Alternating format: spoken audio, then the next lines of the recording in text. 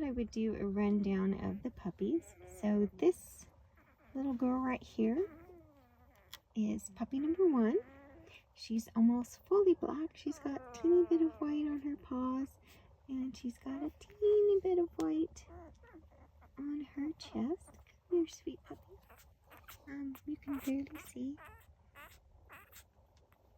And it was funny, some of the puppies lay on their back just like Wimes do. But she's got, the little black ones have the little wine tiger stripes. They're almost gone now. I'm trying to see if the lighting is right, but maybe not. Anyway, yeah, so she was the smallest. She was the runt. And she's plumped up really well. You can tell she's caught up to the others. But Nyx had gone out to the bathroom about 1 a.m. And about a little after 2, she wanted to go out again. And she'd been kicking her legs, but Wimes are kicky dogs anyway and restless sleepers. So it didn't occur to me that she was in hard labor. It just occurred to me that it was odd that she wanted to go out and go to the bathroom again. So I followed her out, and I think it's a good thing I did. I found her, and I think she would have had puppy number 1 in the bushes and left her there if I hadn't followed her. So I got there just in time to catch puppy 1 in her sack as she was, you know, just about to hit the ground. I mean, I barely got there in the nick of time.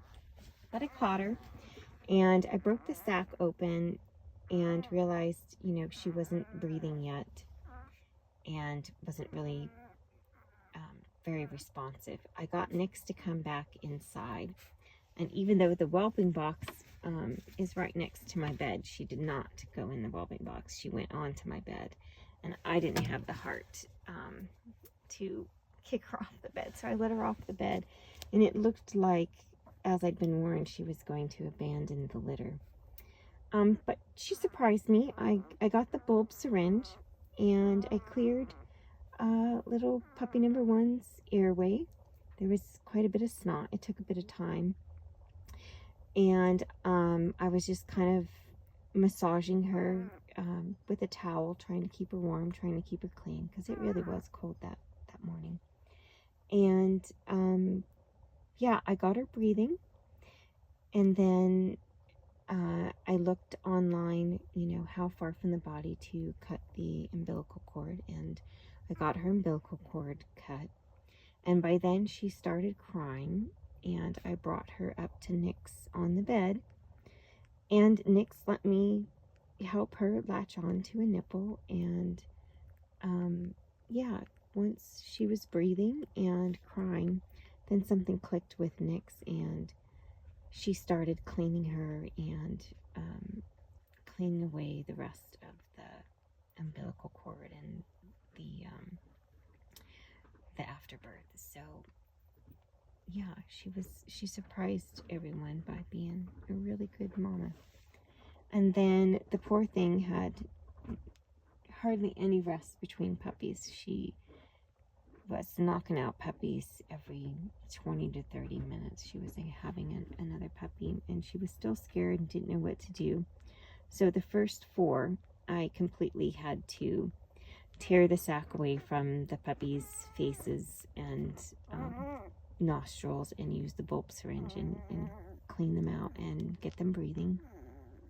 But then, just like with the first puppy, as soon as they started crying, then something kicked in, and she finished cleaning them up and making sure that they were fed and safe. Puppy number 5, she didn't need as much help, and puppy number 6, she did completely by herself. So as you can see, they're all, I can't believe how big they are, and that she had enough space for 6 puppies in there, but she's keeping up with them all and keeping them all very healthy. And yeah, so far she's been a fantastic mama and very protective of her babies. Yeah, anyway, so there's your video. There's the birth story of puppy number 1, who's an adorable little girl, probably my favorite. Although I have to say, at first I was like, I really do not like these puppies. We didn't want these puppies. I'm not happy with the neighbors. Nix was so exhausted the first full 3 days. I think last night was the first night we finally got a little bit more sleep once she learned to swaddle the puppies and kind of separate them into the 2 groups of 3. But she's doing a lot better today, seems to be more herself, and she's slowly starting to eat a little bit more. I think she was just already thin to begin with, and it was way too soon after her having parvo. And then, you know, we also suspect that she has epi, and they didn't want to test her for epi when I took her in to the emergency vet. She needed a little bit of help, but they said the numbers would have been wonky anyway. But it looks like I'm going to be cooking for Nix for a bit and trying to get her weight back up and make sure she has enough milk to feed such demanding little puppies. So anyway, there's your cuteness video for the day. They're growing on me. At first I was very upset with what they were putting Nix through and not letting her get any sleep. And yeah, I think maybe the black ones have larger ears than the more miniature Aussie looking ones. So maybe the black puppies will look more like Weimaraners.